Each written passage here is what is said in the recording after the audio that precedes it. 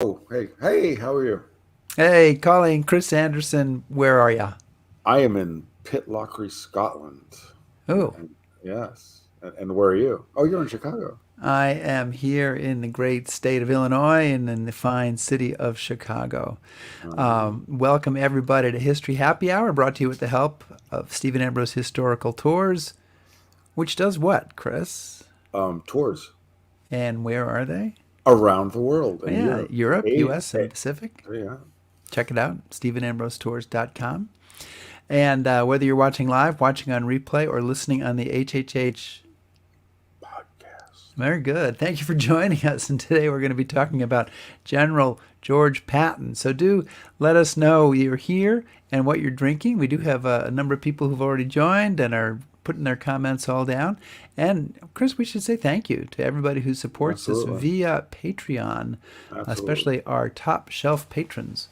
And we got a new one this week. I haven't had a chance to add All her right. to the list, but I will have her on the next time we do a show. You can help keep the History Taps running by becoming a patron at patreon.com/historyhappyhour. Who's out there, Chris? Anybody? Yeah, we have Frank Cook from Southeastern Mass, and we have Lizzie Borden and Little Lizzie. So that was good. Ted Moon from the Eisenhower Memorial. Mark Dispenza from Baton Rouge. And we actually, I want to scroll back up. We had somebody who's already asking our guest questions, even though we haven't introduced them. He's kind of, Arrow owner is asking questions of our guests before we even. All right, yeah, we haven't. We'll have to scroll back up to find those questions. Um, do you think we've killed enough time, or I should think I we should kill some more? I just came back from vacation. did you, Rick. Are you going to I show us your did. Don't family, I your look vacation pictures? tanned? Oh, we have hundreds of them. I just Oh, felt I didn't good. have the time. Um, Was in British Columbia, Canada. Victoria, and Whistler up in the mountains, and Vancouver, great city of Vancouver. Sounds like a good trip. It was a lovely trip. We got back last night, and I'm just refreshed and ready to spring on Kevin Hymel and ask him many charged up You, questions. you So finally decided to join the show again, as always. after mailing it in for the last 2 weeks, yeah. All right, let's get this thing underway. Yeah, so that's. So you have to give me a Oh, cue. right. I was getting the fingers ready. It's been a couple of weeks. Boom.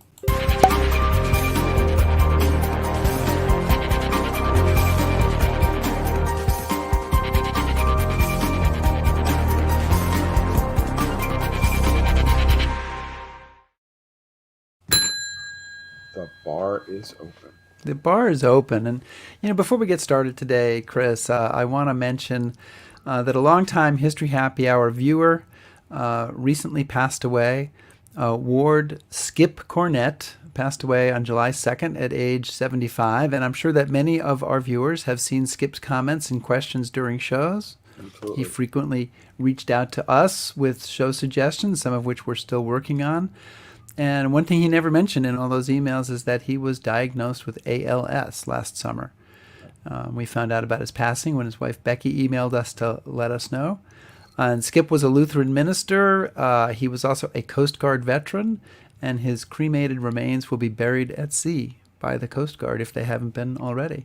I met Skip and Becky at the 75th D-Day anniversary when I was helping out with their tour group for a few days, and so I want to, as I'm sure you do, I want to express my condolences to Becky Absolutely. and his daughter Andrea. I want to thank him for her service and offer condolences to his family and know that he will be missed. And we really appreciated his involvement in the show and we'll remember.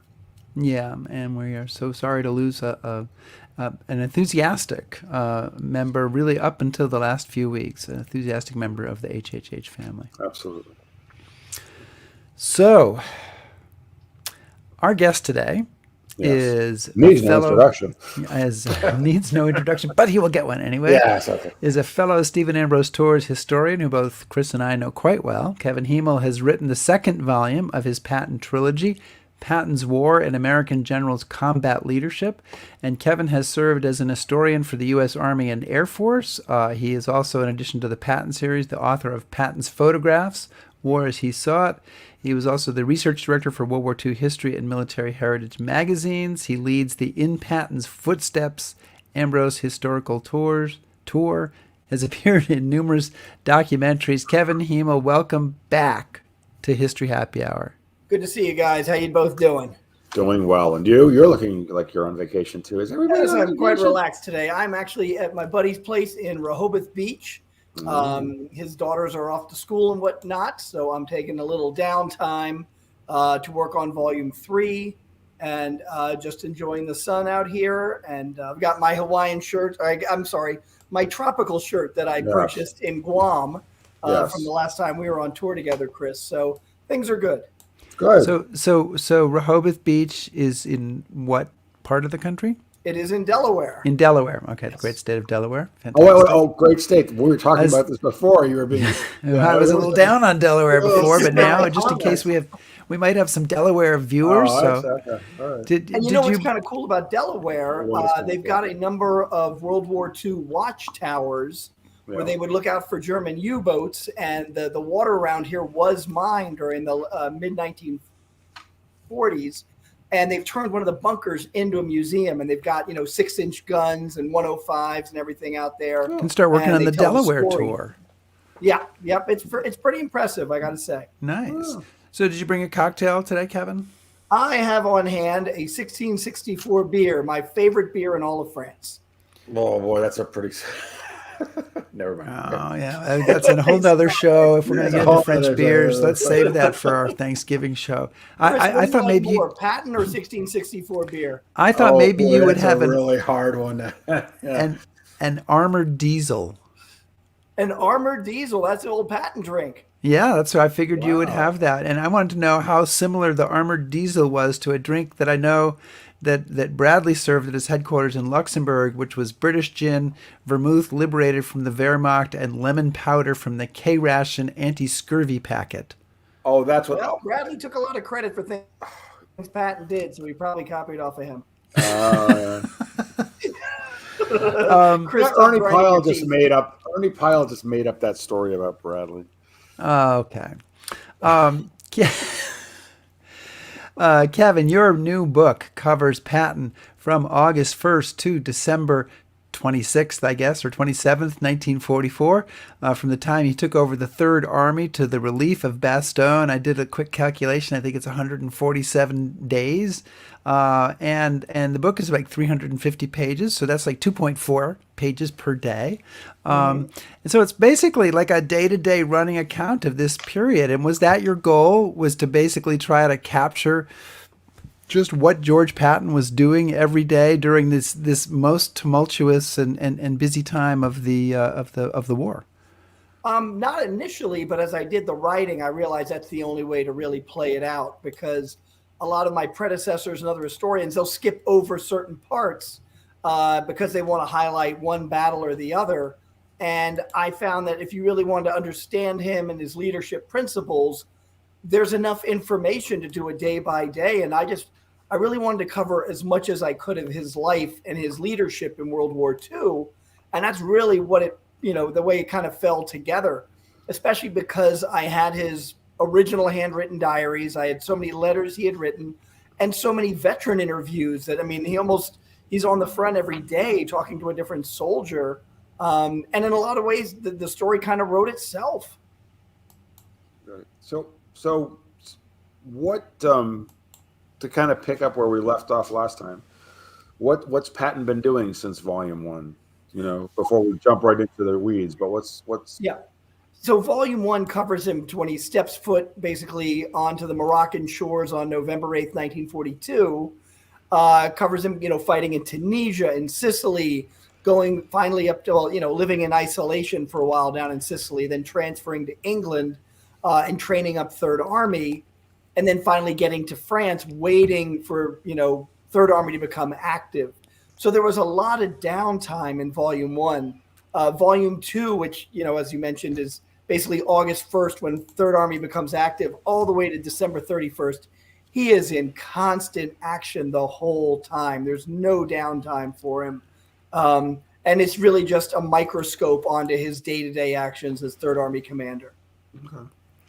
So, Kevin, before we get into the substance of the book, something that you actually started writing about at the very beginning, and then, so it's first thing I read, so it's my first question.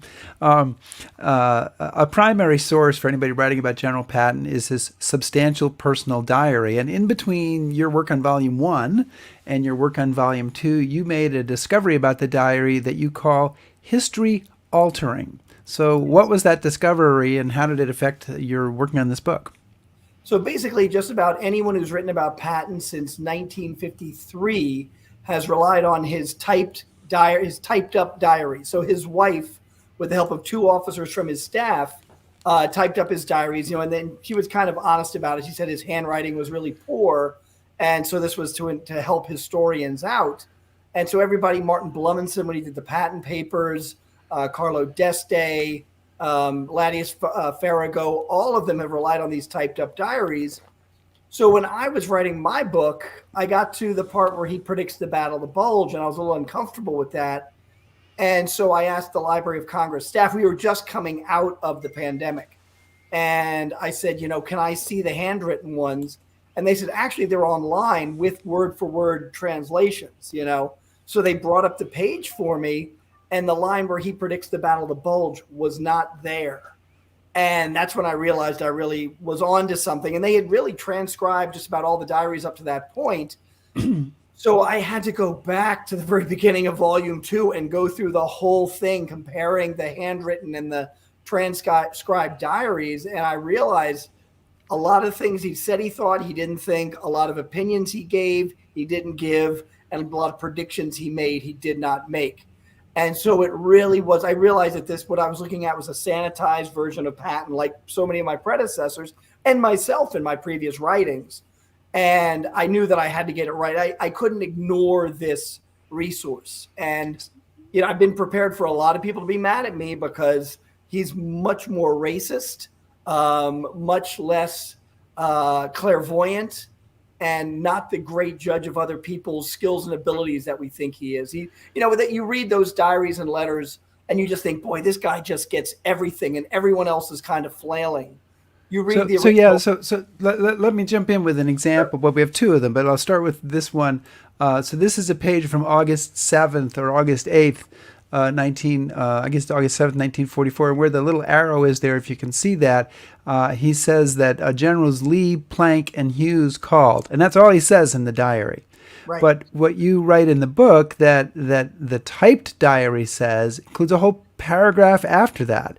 As usual, Lee was in a great hurry to do nothing and covered with smiles. I have seldom seen a man less suited for his job. Someone described him very aptly the other day. He is a pompous little son of a bitch, only interested in self-advertisement. So that whole thing that I just read was added by somebody else, either Mrs. Patton or one of the two officers who went over this with her. Right. Paul Harkins and Hap Gay helped her put this together. So what I kind of concluded is this was a lot of score settling for the staff and even his wife. And that's, you find that going through comparing the two diaries, entire paragraphs that didn't exist. And I was very tempted to correct the record, say, hey, it says this, but not here.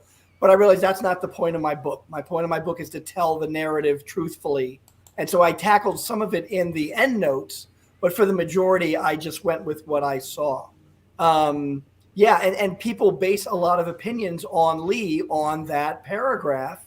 And it just didn't exist. It wasn't the truth. There's another incident. I think I sent you the page from the transcribe. Oh, please, yeah. Can you bring that up? There it is. So if you look at the top paragraph, if you look at the very top, November 25th, 1944, and you'll see that underlined part where he says, Bradley's making a mistake by leaving the 8th Corps, that's Middleton, static. And then he says it's highly probable the Germans are building up east of him. And then you see there's a number 1 at the end, and you follow that 1 to the bottom of the page, and it says it was against 8th Corps that von Rundstedt had his offensive 21 days later. So not only is there a prediction there, if any historian is dumb enough to miss it, they put a footnote so you could follow it. So it's basically just handed on a silver platter to anybody reading it. So again, going to his handwritten diaries, that sentence is not there. The sentence does exist, but it exists on December 27th, 1944. So, Patton A slightly different situation. Patton has turned his army north. He's gone up to Bastogne. It's the day after the relief of Bastogne that he writes this, and he's reflecting, and he just says Bradley shouldn't have left that corps very passive, and it was sort of he did a lot of unfair criticism of other people, that he just wasn't aware of their situation. And so he's criticizing Middleton after the fact. So his wife took that sentence, moved it back to November 25th, so it looks like he's predicting the Bulge. So given that, because just those two, the example you showed, that's not a slight edit. That's a complete revision of the historical record. And that's one of the things he's best known for. It's in the movie, right? Right. Yeah. So how does this all affect our impression of Patton? Right? Is our perception of Patton then totally wrong, or is? Well, no, because once he finally got involved in the battle, he performed, I think, brilliantly. Right. But he was human. He didn't think it was possible for the Germans to launch this attack. In fact, when the attack does come and Bradley takes 10th Armor away from him, he says, Troy Middleton's getting pummeled. It's bad. And Patton's like, oh, they're all overreacting. So instead of sending the 10th Armored up, he calls Walton Walker, whose corps is the most northern corps of his army. And he says, check with Middleton, because I think everybody's overreacting. And it's not until a couple, 20 minutes later that Walker calls him back, says, no, it's worse than what people are saying. In fact, Patton turns his 4th Armored and 6th Armored. He doesn't want them getting caught up in the Bulge. So he actually sends them southeast to get away from it. So, once you realize he did not predict the Bulge, all of his actions make a lot more sense. Because, if he's predicting it, why is he running away from it? Why is he doubting it? If he's really predicting it, he'd be much more ready. But he's a human being like all of us. He was getting daily intelligence reports saying the enemy is not strong enough for a major offensive. They could do something locally. And, but that's another thing that unfortunately my predecessor, Martin Blumenson, talked about, is that his intelligence officer, his name is escaping. Cook, yes. Tells him at one point, oh my God, they're building up in Trier. And this is the big evidence of the Bulge. Well, Patton says, well, what does it mean? And they go, we don't know. So when you look through this lens that he's not predicting it, the gray area makes more sense. Everybody puts a lot of weight into this, Oscar Koch, that Koch is predicting it. But if you go to the actual intelligence reports that Patton is looking at every day, they're like 26 pages long each. And generals don't read every page. They go to the summary at the very end.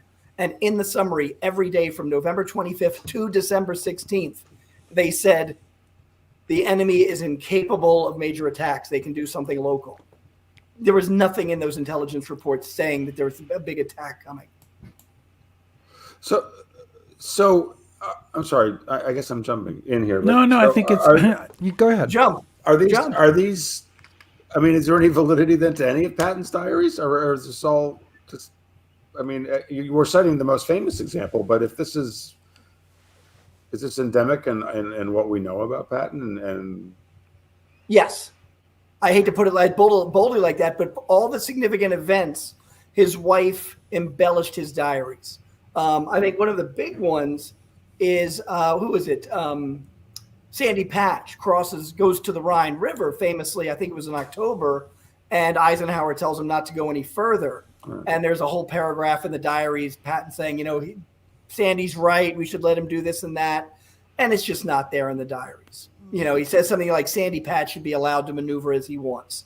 Something like that. Not if we don't cross the Rhine, it's a catastrophe, blah, blah, blah. Right. Some of the stuff is correct word for word. But I found a different pattern going back to those original diaries. And at least now we know, and I was concerned because of the racism and anti-Semitism and the lack of predicting the Bulge that I was denigrating him.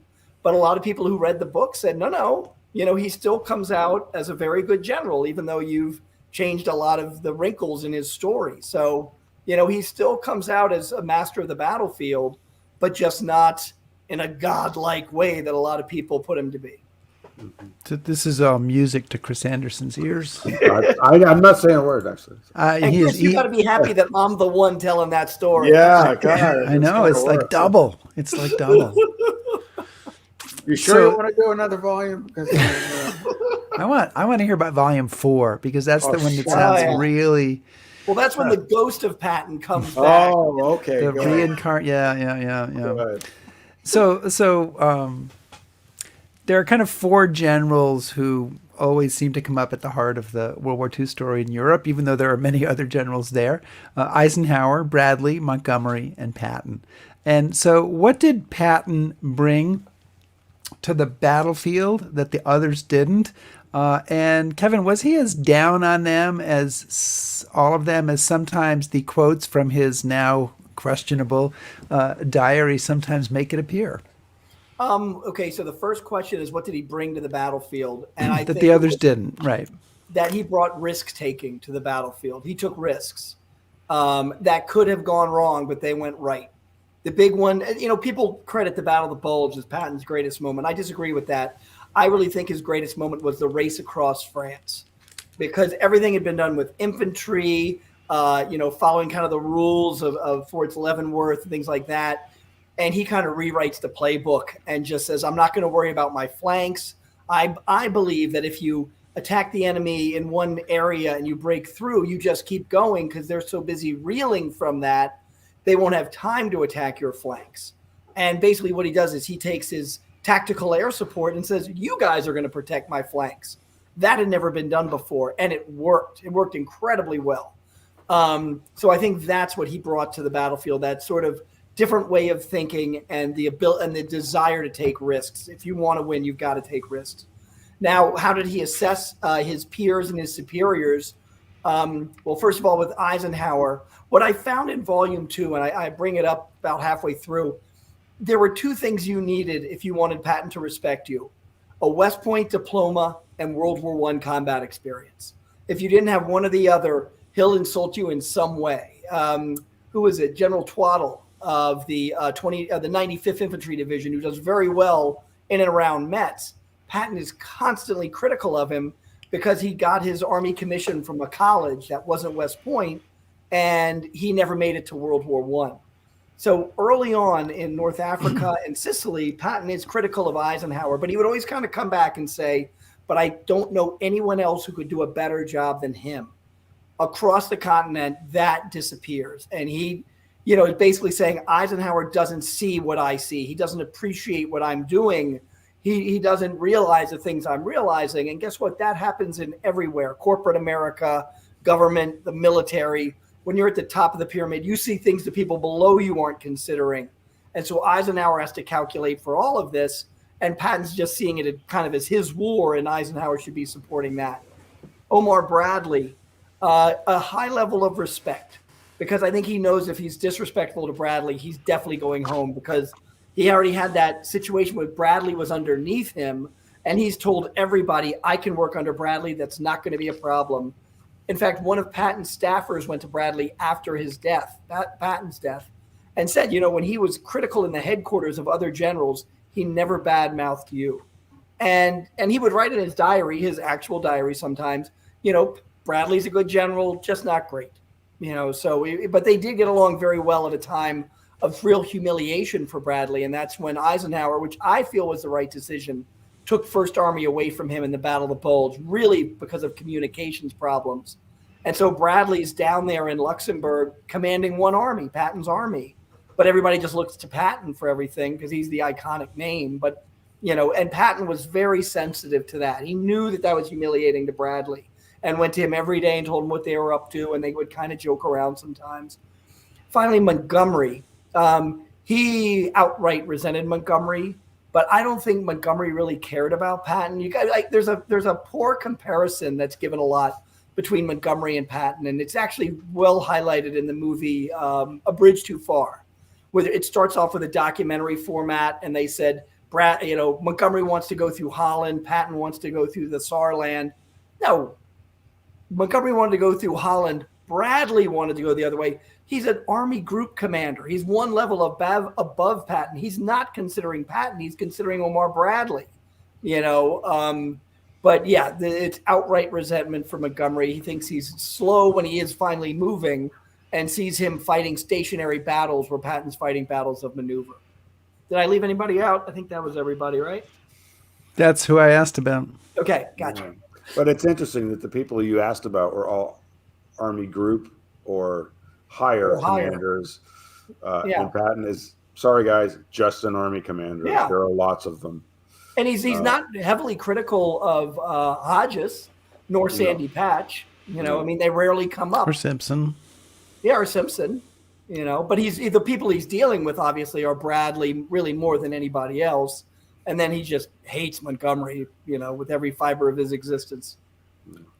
So, Kevin, why don't you tell us a little bit? One of the things that you point out in the book is that the size of his command is vastly different from Volume 1 to Volume 2. So from so what is that difference, and how does that impact his command style and his method of leadership? Sure.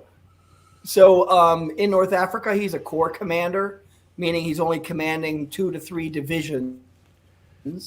When he gets to Sicily, they bump him up to army commander, but it's really just 1 corps and a few other divisions. And so he creates his own, what's called a provisional corps, to go up to Palermo while Bradley's corps is fighting. So it's very ad hoc. And I think not just the size of the army, but the terrain he's fighting on really make a difference. Sicily is really an infantryman's war, and Patton is just expiring himself, trying to make it look like a tank war, to the point where he's preventing 3rd Infantry guys from going into Palermo. They have to pull back and let the tanks go in to make it look like a tank battle. And the 3rd ID guys are just furious about this. Mm-hmm. But when he gets to the continent of Europe, he's now in command of anywhere from 3 to even 4 divisions. At one point, he is down to 2 for a little bit. But these are very mechanized divisions. And the countryside of France, in Normandy, all the way to the Moselle, is pretty flat country. And so he's able to exploit it with armor and trucks.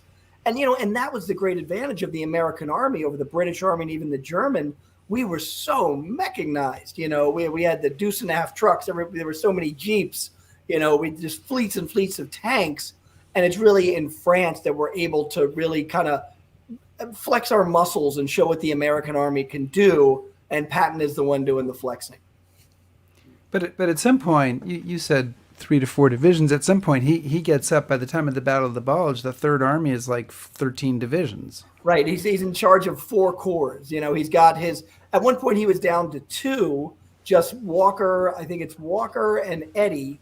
And then because he lost Middleton's, well, he gets Middleton back because Middleton's the one being attacked in Bastogne, and he has to pull south of there. And then they give him the 3rd Corps under a guy named Milliken, who's green to all of this, but he's in the perfect position to drive up to Bastogne and does a very competent job, I believe. I feel like Milliken is one of those. Milliken and, who commands the 4th Armored Division? It's Jack Wood was replaced. Oh, Wood, right. Yeah, Jack Wood is replaced because he kind of loses his temper at Eddy, and that's unacceptable. And Patton takes his chief of staff, Gaffey, and puts him in charge of 4th Armored. And whenever you read really accounts of the 4th Armored, they always say, like, well, we were able to get up to Bastogne because everything Jack Wood taught us. And so they tend to play him down, but he was the guy in command at the time and performed, I thought, admirably. So a lot of people should get a lot better credit in the Battle of the Bulge, and I tried to give them a little bit of a highlight to give them that in my book.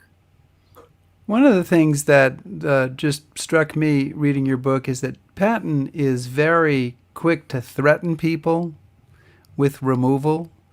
I'm going to pull you off. I'm going to take you down. You'll be out of a job if you don't take that hill kind of stuff.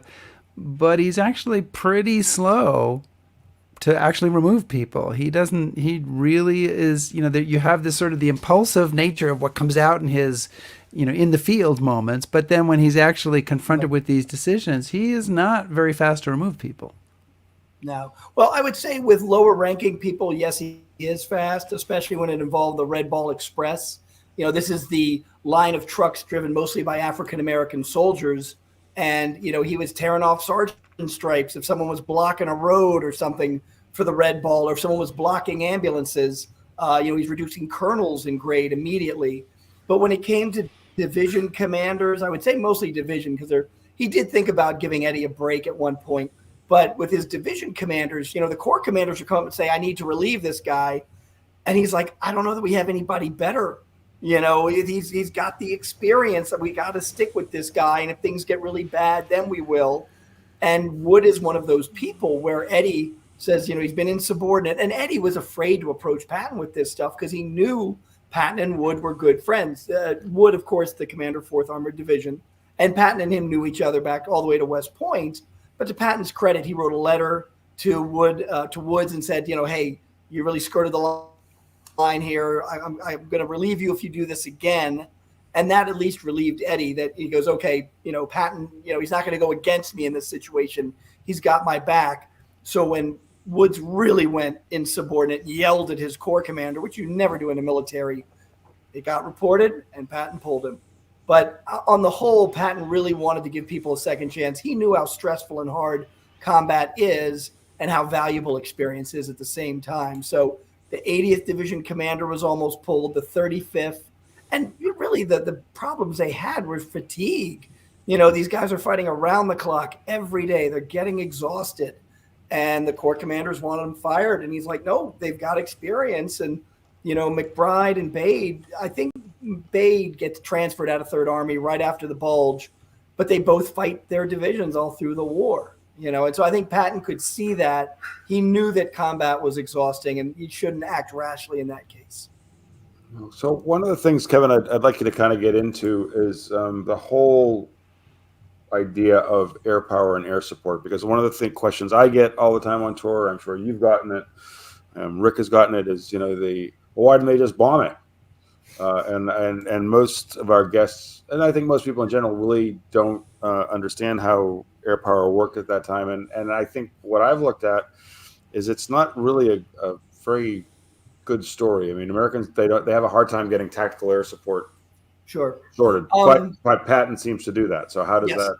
So I'm going to start with the good stuff, and then let's talk about what the Air Force, the Air Forces can do and kind of what they can't. Right. So, and a lot of this, the credit goes to Omar Bradley for this, because Quesada, General Quesada goes to Bradley in late July, and they're talking about the problem that they're having trouble communicating between the pilots and the men on the ground. There just is not well coordinated air cover.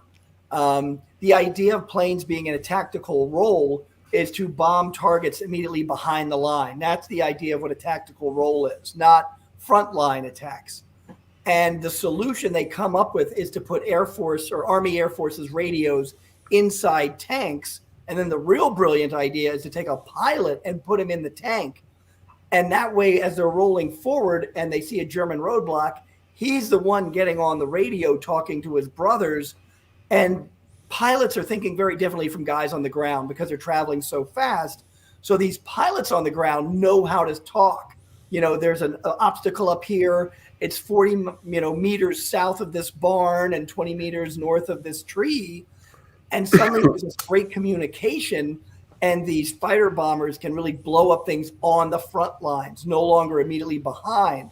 And there's just case after case where the tanks would roll up on an obstacle, and instead of engaging, they would just roll off to the side, call in the air support.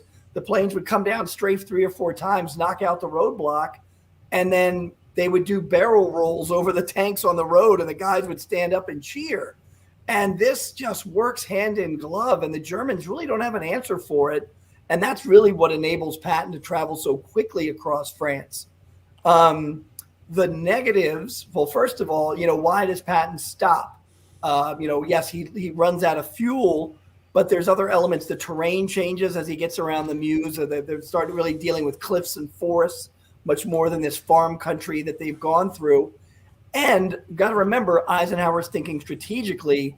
He has got to gain access to the French ports, which have sealed up basically under German troops. They're all turned into fortresses.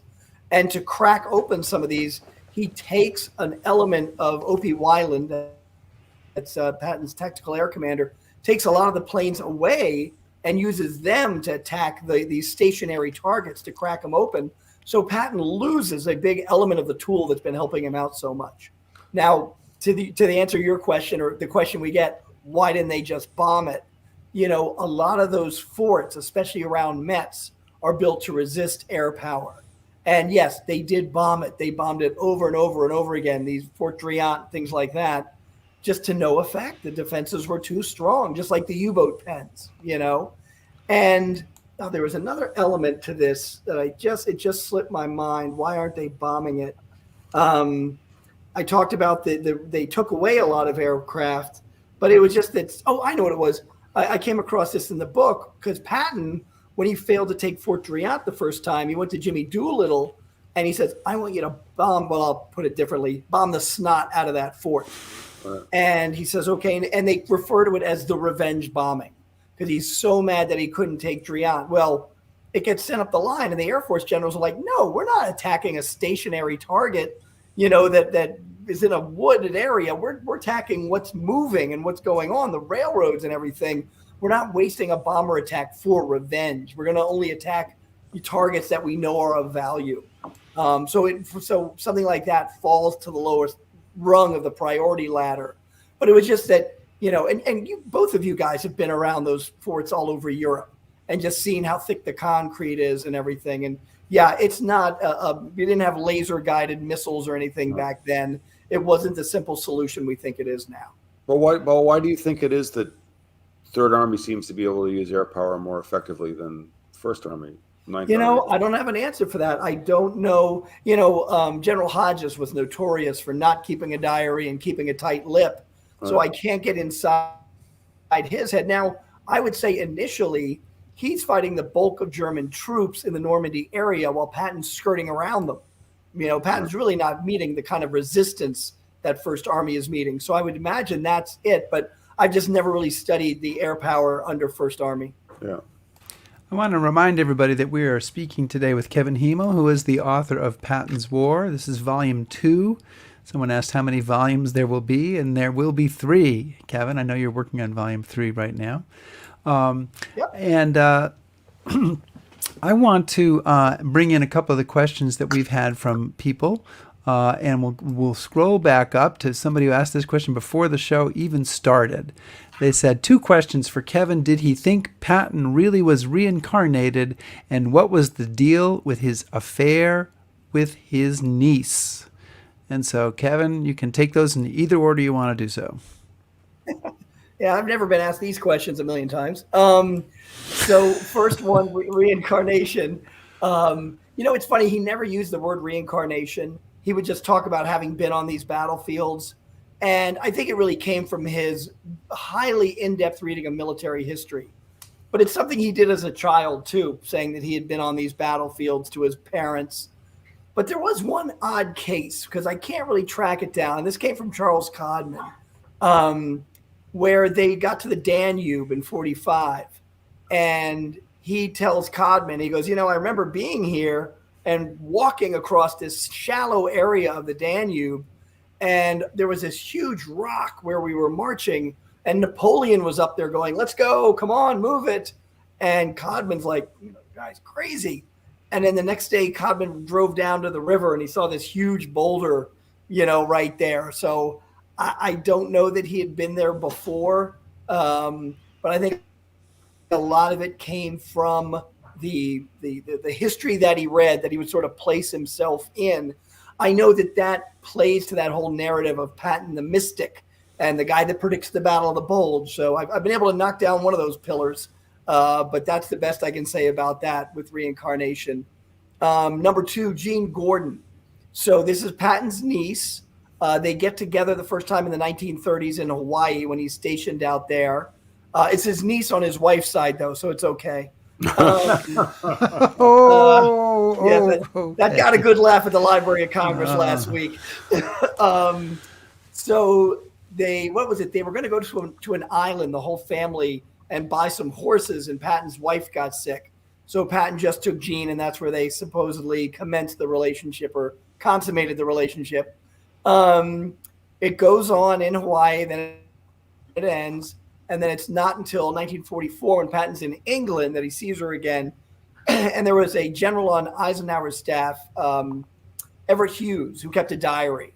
And Patton came to him after he had hooked up with her in England and said, she's been mine for 20 years or something like that. And then she becomes a donut dolly, and she gets basically stationed at his headquarters all through Third Army's fighting in World War II. And of course, Patton doesn't write about this, but Beatrice finds out, and she's writing very angry letters to him about it. And she says, a lot of people are coming back from Europe saying, oh yeah, Patton has these really pretty whacks, Women's Auxiliary Army Corps women with him, or Women's Army Corps at that point. And Patton writes her back. He goes, I promise you, we don't have a single whack in my headquarters. And I don't have time for this. Jean Gordon was a donut dolly with the Red Cross. So Patton was able to legally skirt the issue. But I guess the big thing is I've just seen too many eyewitness accounts talking about her being there. And in fact, Everett Hughes, who I mentioned earlier, was at Patton's headquarters in Reims, France. And 2 days after the Battle of Bulge explodes, he's standing outside and sees this plane circling down, and it's Patton's plane. He recognized it. So when the plane lands, he runs out to greet General Patton, and off steps Jean Gordon. Patton was getting her out of the way for the combat that was to come. Now she does get back to Third Army headquarters in time for, I think, December 30th. There was some shelling that went on, and there was an eyewitness from one of the donut dollies that Jean called her uncle, and he said, hey, we'll move you to another headquarters or something so you're safe. And then I interviewed a veteran who, when the war ended, he was able to get, during the Battle of Bulge, he got a picture of Eisenhower and Patton standing together. I think they had just come out of the Verdun meeting. And he was able, he gave the picture to Kay Summersby, and she got Eisenhower to sign it. And at the end of the war, he meets Jean Gordon, who says, well, give it to me. I'll have my uncle Patton sign it. And so she was around him through the entire war. That's about as salacious as I can get, because nobody wrote about what went on, but just a constant companion. I'm going to add one quick anecdote. There's a very famous story that George C. Marshall, the chief of staff of the military, that Eisenhower said he was going to divorce his wife Mimi and marry Kay Summersby, his driver, and that George C. Marshall said, if you ever do that, you'll never be president. Well, that story comes from Patton's doctor, a guy named Odom. And the pattern I realized that in Odom's book is every time Eisenhower denied Patton something, fuel, air support, something like that, Patton would complain about him having an affair with Kay Summersby, which is the pot calling the kettle black. And so I believe that story is where that came from, just one of Patton's anger rages. I don't think it really happened. So, Rick, now that you've asked the question, we get back to the history part, the military history part. There are other questions to ask, but please go in and I'll intersperse them, because at least one of us respects our audience's questions. That's fair enough. Yeah, zing. Okay, fair enough. Bing. We have to drink when that happens? Yeah. I promised Connie Kennedy I'd do jazz hands every time I said Patton. Okay. Oh, we should all do it. Mm-hmm. No. So one of the things I would actually like you to elaborate a bit on, Kevin, is Patton's use of ultra intelligence, because you make some interesting observations there, and his use of ultra and his appreciation of ultra, I think, is a little bit different than some of the other senior Allied commanders. So tell us a bit about that. He probably takes advantage of ultra. And we should say ultra was the British were able to crack the German codes using a computer they called Ultra. And they would basically send German communications directly to high commanders. I don't think it went anywhere below Army Command. It stayed at Army Command.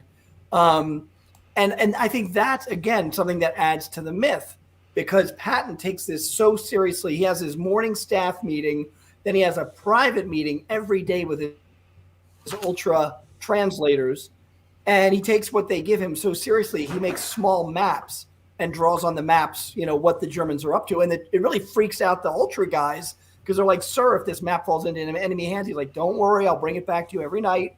But he's able to go to his corps commanders and say, beef up defenses here. The Germans are probably going to attack around 9:30, and they're like, wow, how does he know this stuff? And wisely does not lead on how he knows it. But, it's something that if Ultra was an orange, he squeezed it till every pip screamed. Ooh. He used every ounce of it. And, again, this is something that's going to lead to the Battle of the Bulge, because Hitler is so paranoid, he doesn't allow any information about the coming Ardennes offensive to go out over the airwaves. It's all telephone, ground communication, wire communication. And so that over-reliance on Ultra leads to Patton and all the other high commanders having a blind eye to what's really developing across from them. But yes, something he uses to an extent more than, from what I've seen, other commanders. Mm. I could be wrong. Maybe they were doing it too, but obviously Montgomery has almost complete disdain for it. He sure does. Yep. And I'm just thinking of some of the others, and so you do highlight the fact that he does actually use it as a valuable tool. Yep, definitely. So, Kevin, I want to thank you for incorporating the story of the Ghost Army I was waiting. into your book. Did you do that deliberately? When you were Did you writing do the that book? to ensure you would get invited on? Because it worked. You're dang right. And I'll put this one so you'll have me on next time. I didn't go to the library and get it. I bought a copy. Woo! Wow. All right. Yes. All right. I'm done. That's diplomacy, Fine. gentlemen. I- This is out of here. So the 23rd conducted a number of deceptions for Patton's Third Army, and there's a quote which is not in your book, but it's from a deception planner named Colonel Billy Harris, who said about George Patton when he was asked about him, he was the greatest team player that we ran into over there. He would do anything you asked him to in the interest of the overall picture. And this is a very different kind of picture of Patton than you usually get. And when I present this quote at talks, I always say that this demonstrates Patton's genius as a commander, his willingness to do anything to win. And, he understood deception could help him, so he embraced it. But I wonder what your take is on this. Well, Rick, I tell you, yeah. And any praise, you want to throw in for the book is good, because there's a new edition coming out in October. Well, I can tell you this, and maybe you saw this in the book. There were times when he said, we ordered these guys to wear different patches on the front line to trick the Germans and stuff. And I wondered if that was your unit, the Ghost Army, doing that. But so as not to reveal the Ghost Army, he's saying, we told them to do this and that. So I think there might have been more activity of the Ghost Army than even revealed in my book. Stop, Kevin. Just stop right now. Go on, Kevin. Okay, let me put it this way. Let me get Chris back on my side. And some of the best soldiers, I think, played for the Boston Red Sox. All right. So, Okay. All right. Woo! Okay, Ted Williams, we'll get it in there. Yeah. So, but no, that I will say, Rick, like many a book, your book helped to flesh out Patton and give that microscope view of him that I was really going for. So, thank you. Wasn't really fishing for the comment, but we'll take it. You weren't really. You were holding your breath till we got to this point. All right. Yeah, that's the clip I'm using for the promo. All right, Chris, go ahead. No. So That's hard to follow up, isn't it? Yeah, I have nowhere to go with that. Chris, I think I used your Osprey book for something too. I just can't remember what it was. Probably to prop up your typewriter when you were. Whoa. Okay. So obviously you spent, in my opinion, probably far too much time with George Patton. I go mad, but you've spent a considerable amount of time with George, and you've uncovered some things particularly interesting about his diary. So one of the questions we had earlier, and I'm not going to scroll up because I can't probably find it right now, but Nancy Nylans asked, how do you correct the historical record based on what you've sort of uncovered, and can you, or do you? And what do you do? I mean, I know the focus of your book obviously is Patton on leadership and Patton on the battlefield, but you have kind of dropped a bombshell here. Yep. So, so what is it? What do we do with this? How does the official record get corrected? So, okay, let's talk reality here. First of all, you write a book, which I did, and then we're all realists. You sit back and you wait for Steven Spielberg to call. Okay, cool. And when he says, I want to make a mini series out of your problem book, solved. You say, let's get cracking. Because let's face it, how many people know about Dick Winters, an obscure company commander? It's not from official records, but there is who is it? Who's the British captain? He wrote Patton at Bay, and he's written several books about Patton. Was it Whiting? Pritchard. Yeah, Right. I think that I'm probably mispronouncing his name, but he took. I found what was it? Who's Allen? Henry Allen, I think, on Patton's staff, had written a diary. And then he later wrote the book Drive or Lucky Forward. Oh, yeah. Well, yeah, so that diary was in the Patton Museum at Fort Knox. Now it's probably at Fort Benning. And I found it and was using big excerpts from it to write the book. And of course, I've been researching this for like 20 years. Well, I told a guy named Roger Cirillo about this, and he said, would you be willing to make those diaries into a book? I said, I'm too busy with my own stuff. So this captain did that. He turned it into a book. So, there you've got a corrected record. But I'll leave it to another historian who wants, and it really wouldn't take that much effort because the Library of Congress has already done the heavy lifting of transcribing those diaries word for word. Now, I'll tell you the tough part as I'm working on volume 3, Patton's diaries only go up to the end of March of 44. April and May are missing. No, I shouldn't say that. April and May were not submitted to the Library of Congress. So I am trying to find, if it exists, that diary. And my worry is April and May is when they're finding all the concentration camps. Right. And I'm definitely afraid of Patton's anti-Semitism bubbling over. And I think that's why we don't know where they are. And all we have are these enhanced, transcribed diaries. But, that's a big goal of mine, is trying to find these diaries if they exist. So, the only way you can correct the record is to write. For the longest time, there was the embellished, and this is in the introduction or the foreword that Peter Caddick Adams was kind enough to write for my book. I mean, you look at someone like Custer. Right. His wife embellished his record incredibly. And, I've talked, I think, with you guys about this before. After every war, all the generals write their memoirs to cover their butts and look good. And then the sort of next generation that writes are the descendants of those people that fought. So they tend to be very fawning and hero, stuff. What do you call the greatest generation? And then I think we're now at that third part where the historians, the records are being declassified. Objective historians are getting in there and saying, oh, wait, this is what's really happened. So I think that's just something that's almost a cycle that follows every major war. And so I think we're finding that out right now with Patton. So at least from this point on, people don't have an excuse like, well, I didn't know that he didn't predict the Battle of the Bulge. Like, no, it's there and easy to find. It's been published. So that's one more on the diary, and then we'll quit. But this is from Frank Cook, and he says, "Is it possible that the revisions by his former aides were based on conversations they had with Patton at the time, thus their rationale for editing them in?" That's entirely possible. There's just no way to prove it or disprove it. So, yeah, he might have a point. Like I said, it looks like a lot of score settling. And so maybe they want to settle it for their general, who they adored, And he told me this one time, so I'll put it in the diary, But we don't know that. And so, therefore, we have to go with what we know he wrote in his own handwriting, And he didn't predict the Battle of the Bulge. So obviously you've spent a lot of time with him, as we've talked about. Is there anything in the process of doing this that's kind of revised your opinion of Patton? I mean, did you?